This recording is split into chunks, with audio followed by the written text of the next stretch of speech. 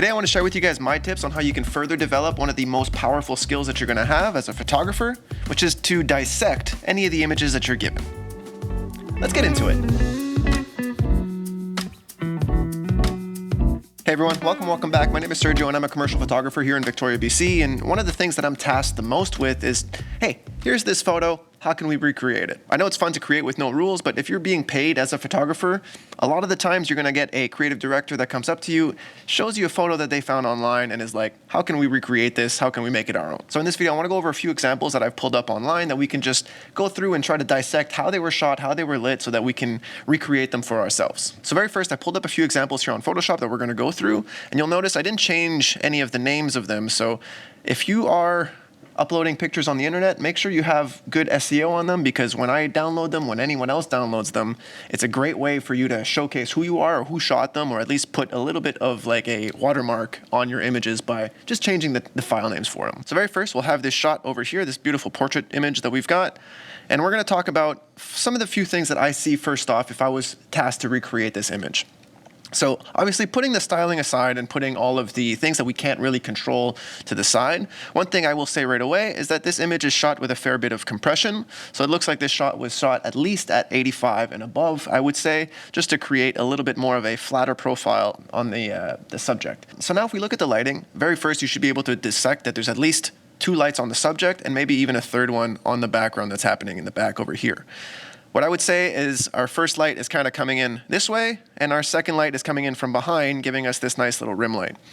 One of the ways that you can look for lighting is look at the shadows. Look at the highlights and look at the shadows, because that's going to be the telltale sign of how the light is coming from, where it's coming from, if it's hard or soft, if it's specular or not. You'll be able to find those kinds of details. And that's how you can further really understand how light is hitting your subject. So if we look at the first light that's coming in from the left over here, from this one over here, we'll see that the way that it's affecting the subject is that it's very, very soft. There's no like intense shadow that's being created from left to right. And if we look at over here on her nose, on the right side of, or on left side of her cheek, we'll notice that this shadow is basically what's being created from the light that's coming in this way. So what that means is that this, if we look at this shadow a little bit closer, we'll see that it's very soft and that it's being filled in a little bit from the sources around it. So what I mean by that is that it's going to be very soft and probably very big, or at the very least very feathered away from this subject. That's not creating a very pinpoint source type of light. Contrary to that, if we look at the rim light that's coming in from the back, you'll notice that this highlight looks a lot more sourcey. It looks a lot more like it's hitting the subject and we can see it, which means it would either be a lot smaller or a lot closer, in that it's creating this hot spot up here and a little bit less down here. There is a fall off from the light that goes from here to here, so we can tell that the light is a fair bit closer to the subject than if it was further away. If it was further away, it would be lighting up more of the subject evenly, and we would have a lot less of this sourcey type of look. I will also say it looks a little bit more specular than this light is. This one over here, it does look like it's shot with maybe like a bare bulb reflector, and this one over here looks like it's shot a lot more with like a very big octa. Now, if we zoom out and we create a little bit of a grid around this image. Oh, no. Oh, let's see what content-aware fill decides might be around this subject. That's kind of funny. I'm curious to see. We're not going to use this, but let's just see what it does. Wow. Hey, it's trying to think of what the lights could have been. Whoa, it gave her a body. Damn, that's wild. Oh my God. All right, well, that's a separate video, but that's kind of cool too. So let's just use that. So now what I would think is that over here on the left, we have a very large octabox that's creating this light that's kind of shooting down and in front of us. And then from the back over here, I would say there's probably a pinpoint light, something a little bit harder and a lot closer, at least relative to its size, to our subject, which is creating this highlight that we're seeing on the top side of her face and not so much on the bottom side of the face. It's just that it's falling off from up here to down here. So that's how I think this is lit. Now, if we look at what's going on in the background over here, it looks like this here was kind of darkened in Photoshop, or at least in post-processing, because the highlight falls off over here, going from left to right over here. It's not really consistent. That's not how light works. I think what happened here is that there was a third light behind the subject hitting against the wall in the background, creating a little bit of life or a little bit of light behind the subject. And the photographer didn't really like how it was completely lit, so they kind of darkened a little bit on the sides over here. Now, is that exactly the right way to do it? Maybe not, but if I saw this shot, that's probably how I would light it, or that's how I would try to create a little bit of life behind the subject while still keeping a vignetting or at least a contrast look. Let's move on to the next shot. So next up, we pulled up another portrait over here, and I know it's a little bit more exciting, but it doesn't mean that it's necessarily more complex. Again, I think there's only 3 lights in this shot, and we're gonna be able to dissect all 3 of them pretty simply.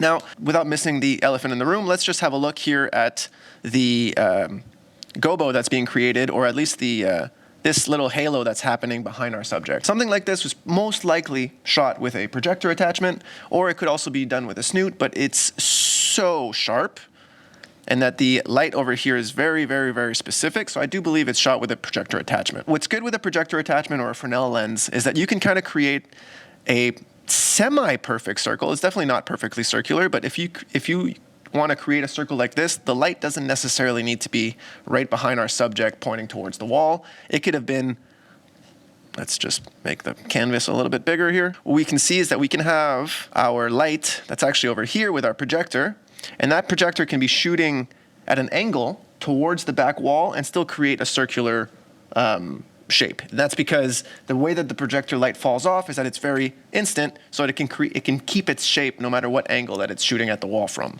Next light, I would say, is probably going to be our key light. So our key light is going to be, if we look again at the shadows and the highlights, we'll be able to tell exactly where it is, where it's coming from, and how powerful or where it is, where it's coming from, how soft and how specular it is.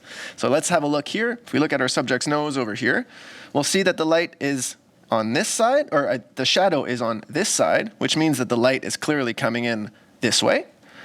And if you look at the quality of that shadow, it looks really hard. It looks like a very sharp shadow, which means our light source is probably a lot smaller than the subject is, at least relatively compared to the subject. I will say, as a little caveat, you can have soft light with a small light source, and you can have soft light with a big light source, and you can have the opposite as well. Hard light with a small light source and hard light with a big light source. The relative distance from your subject to the light is what's going to help further understand whether or not it's a small light or a big light. So what that means is that I don't want you to think that you need a small light to create a hard light source. You can have a really big octabox, and if it's super far back and it's relatively smaller than your subject's head, it's still going to create a hard light source. So for this, ideally, you'd want a harder light source or a smaller light source than the subject's face in order to create a light like this. In a typical studio environment, it's probably done with a reflector, something kind of like this over here, but that doesn't mean that it can't be shot with a really large octa that's super far away. Now, if we look at a little bit more, I will say that it does look like the small light source, since we look at this small light source that's creating this highlight on our face, we'll see too that it kind of falls off pretty rapidly down here. It looks like it's only affecting like that part of the image, which means it could either be shot with a grid or it could be shot with a flag that's put in front of the light that's blocking the light from hitting the bottom of the subject, so it's only hitting his face. Additionally, it does look like we have at least one, maybe even 2 light sources in the shadows. So if you look at these shadows, they look very red, and they all over here looks very red as well. So there's multiple ways that we can do this, and it's not like there's one way to light this shot, but there are multiple ways that we could achieve this look over here. Now, one of the ways I think we could have is a very large umbrella coming from above with a red gel that's just kind of washing the entire scene with red, and that would be creating a little bit of this light. Let's see over here. That would be creating a little bit of this light over here and over here on the ground and on the back of the subject, right where the highlights aren't filling in, especially if that light is less strong than our main light. Now, I will say, if we look at it a little bit closer, it looks like there's more red going on here than over here. That might mean that the light is actually pointing a little bit more on this side of the frame than over here. It looks like there's at least 3 lights, maybe even 4, depending on how many fill lights that we're creating in the shot. Now, if we look down at the stool, we're going to see that I am about to correct myself from it being just one overhead light. But if you look over here, it looks like there's very clearly a light coming in this way. And if you look over here, it looks like there's very clearly a light coming in this way, because the stools itself has a shadow in the middle, and it's got 2 highlights on this side. So that means there's a light coming in here, and there's a light coming in here. So there's 2 lights behind our subject that are flagging towards the subject, and then there's also going to be our key light that's hitting the subject's face like this, and there's also a projector light that's making this light in the back. So there's at least 4 lights if we look at this shot now that I see it, and that's probably how we can create this shot. All right, so our third shot here is going to be a food shot that I've just pulled up. And again, like I said, if you don't save your files properly, this is what it's going to get, and I'm not going to be able to credit you as a photographer if I save your image online. So just as a heads up. If we look at this shot over here, it looks like we have a light from above, because if we look at the shadows on our subjects here, it looks like the highlight is up here and the shadow is underneath, so it looks like the light is coming from above. We can also tell that this light looks, I would say, fairly in between medium and soft and hard. It's not the hardest light in the world, but it's definitely got it's got some soft qualities to it, but it also has a very spotty, sourcey type of look. We can tell that the light is there. So my guess would be that this is shot with a reflector and a scrim. The scrim being, the scrim providing us a little bit of this nice highlight that's happening on top of our silverware. Now, if you've ever shot silverware, you'll know that if you shoot it with a flash, it'll probably end up looking black. So in order to create these white highlights, or these silver highlights on the silverware, you need to have something white that it's reflecting. So if the camera's looking at it this way, that means there is there would be a scrim on top to create that white look on top. Now, for that same reason, if we look on the bottom, it looks like there's a little bit of a silver highlight as well.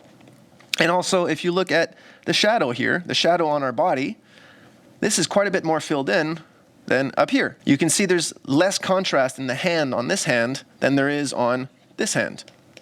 And you can see as well where this would technically fall in the shadow on our product because of the light that's coming in from above, it's still fairly well lit, which means we most likely have a reflector or a very big silver reflector or white reflector that's on the bottom that's bringing back a lot of life to our subject. Now, is it white or is it silver?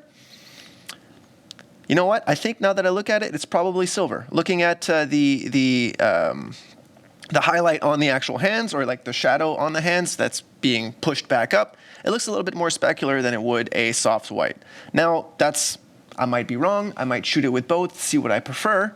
But for the most part, there's definitely one light from above and it's being filled in from below. Because we're getting quite a bit of a highlight on this hand and on this hand, but we definitely don't get a back highlight on this one. This one is basically just, it goes dark and then it goes to the background.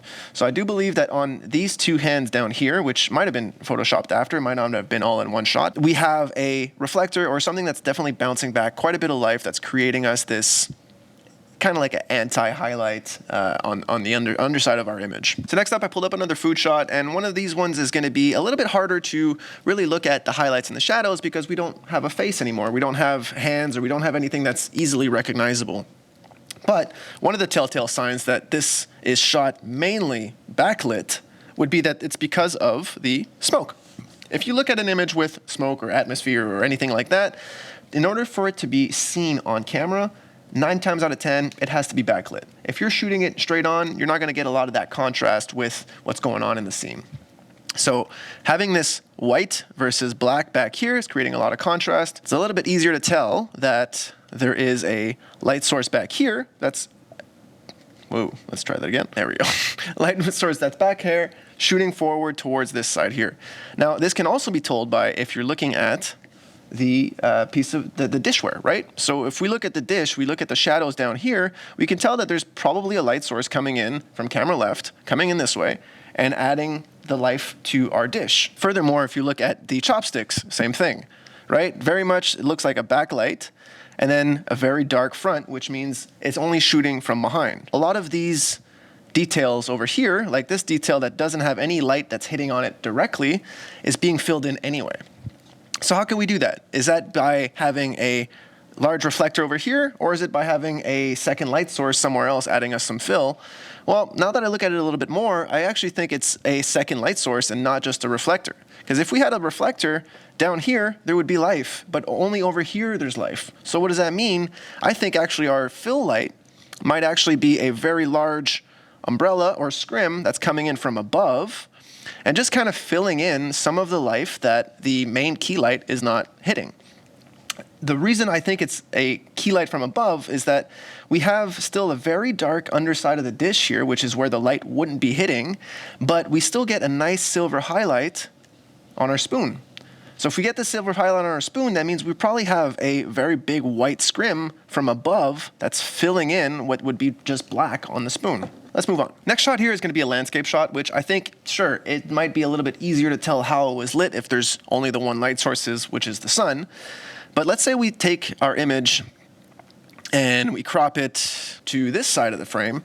What can we do? Well, if we use that same information that we just learned from where the smoke is coming from, well, looking at the fact that we see quite a bit of ambiance and we see quite a bit of smoke and steam and morning dew or whatever it is, we can probably learn that the light is coming from behind that steam. So what that means is that the light is probably either over here or over here. So that narrows down our choices. Now, if we look at the hills, we'll see that there's a shadow here and a highlight up here, which means we probably have our light source coming in this way. That's what we're seeing. Now, if we look at the fall off or the way that the light hits across the frame, we can see that for a certain plane, let's say for this plane over here, we have a very similar highlight from here to here, which would mean that this light is probably very far away and is affecting the entire scene rather evenly. So next, if we take all of what we just learned and we combine it together, we're going to try to recreate this landscape shot with a portrait. To most people, I think you would just imagine that this is shot naturally and there's not a whole lot going on. But I do believe that in order to create this much contrast and have this much detail in the sky and have still a good amount of detail in what would be otherwise a shadow, you're shooting this with a flash. So if you think of it as a 2-light setup, what is our first light doing? Well, let's look at the sun. Let's look at the shadows that the sun might be affecting. Given that there's no random pops of light necessarily anywhere, I would assume that the sun is probably behind a cloud and is creating just a nice general fill across the entire image, to which the photographer has decided to underexpose by, looks like maybe 3 stops. Maybe 2 or 3 stops. If you look at the shadow underneath his chin, you can imagine that is probably 2 or 3 stops underexposed in order to create this mood that we have in the shot. By creating a shot that's slightly underexposed, you're going to get a lot more detail in the sky, and you're going to be able to get this color in the sky that you wouldn't otherwise get. Cameras don't see as good as eyes do, so the dynamic range that most cameras have is either you see just the shadows and not the highlights, or just the highlights and really crushed shadows.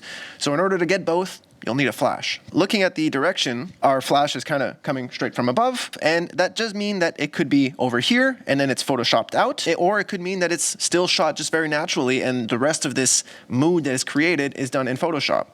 I don't believe that is the case because of that contrast ratio, but that does mean that there has to be some magic of Photoshop that's happening, which could be just a person standing here holding an umbrella, and it's shooting down on our subject that's creating this dynamic light on our subject here. If I was tasked with recreating this image, I would shoot it with a flash in order to make sure that I can make it look like this or as close to this as possible in camera and not have to rely on Photoshop to create all of these moods and all of these contrasts. I don't want you to think that there's only one way to create an image, and I don't want you to think that if it's not that way, then it's wrong or whatever. There are a million ways to create the same one shot. But the more you understand, the more you practice, the more you further this skill, the better you'll be as a photographer, because I really think that if you're getting paid to do pictures, you're trying to please other people, right? So to please them, they're going to have ideas of what they want, and you have to just try to recreate it. I hope this was useful for you guys. Leave a comment down in the comments if you liked it, and maybe like on your way out. Subscribe if you haven't, and then I'll see you guys in a couple days. Later.